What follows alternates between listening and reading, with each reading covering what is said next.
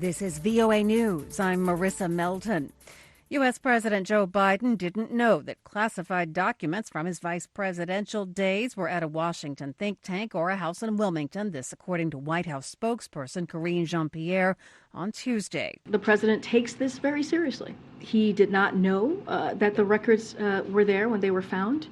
He does not know what's in them. And what he did and what his team did is the minute that they realized that the documents were there, they reached out to the archives, they reached out to the Department of Justice.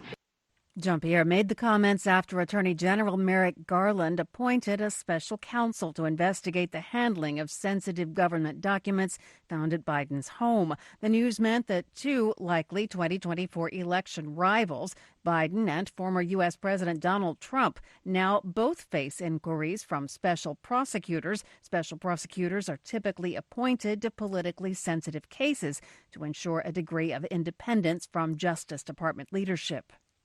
More than a dozen senior EU officials will meet with members of the Ukrainian government in Kyiv on February 2nd. VOA's Diane Roberts has more. The meeting will happen one day before the EU-Ukraine summit, a European Commission spokesperson said Thursday. Ukrainian President Volodymyr Zelensky will meet European Council and European Commission presidents Charles Michel and Ursula von der Leyen on February 3rd to discuss financial and military support for their fight against Russia's invasion. The Ukrainian presidency had previously announced the summit would take place between the presidents in Kyiv, but the European Council had not confirmed the location. Diane Roberts, VOA News.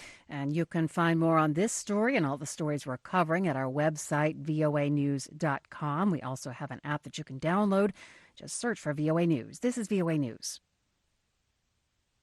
The U.S. Federal Aviation Administration reported Thursday that air traffic in the United States was largely back to normal one day after a faulty file in a computer system triggered an outage affecting more than 11,000 flights through delays or cancellations. FAA officials said they traced the outage to a damaged database file. U.S. Transportation Secretary Pete Buttigieg said it is likely that the main system had a problem and the backup didn't work correctly. The FAA ordered all flights grounded on Wednesday morning, and once again, those flights are believed to be back to normal.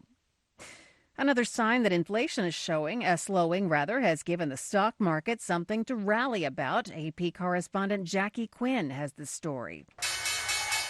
Wall Street closed higher after a new report on consumer prices showed some moderation last month in inflation. We've got some good news. President Biden announcing inflation declined to 6.5% in December, down from 7.1% the previous month. He says lower gas prices help. My administration took action to get oil onto the market and bring down prices. But analysts are flagging some caution with the lower numbers. Mark Hamrick at Bankrate.com. We're still seeing some upward pressure coming from food prices as well as the measure for shelter or housing. The Dow gained 216 points for the day, but Treasury yields fell as investors start to think the Fed might downshift the size of its next rate hike. I'm Jackie Quinn. The past year has seen a litany of human rights crises across the world, from Ukraine to China to Afghanistan.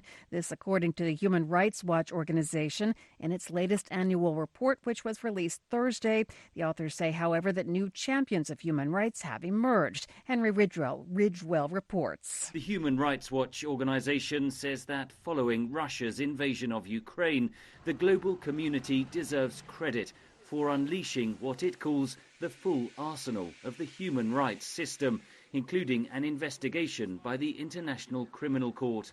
We saw immediate responses from the international community to mobilize around key human rights supports. In towns like Bucha and Izium, there is widespread evidence that occupying Russian soldiers tortured, raped and executed civilians.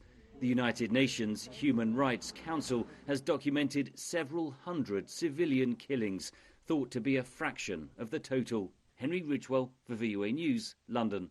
U.S. House member George Santos says he won't resign amid controversy over a string of lies he told before being elected. He told reporters Thursday he'll leave only if he loses the next election.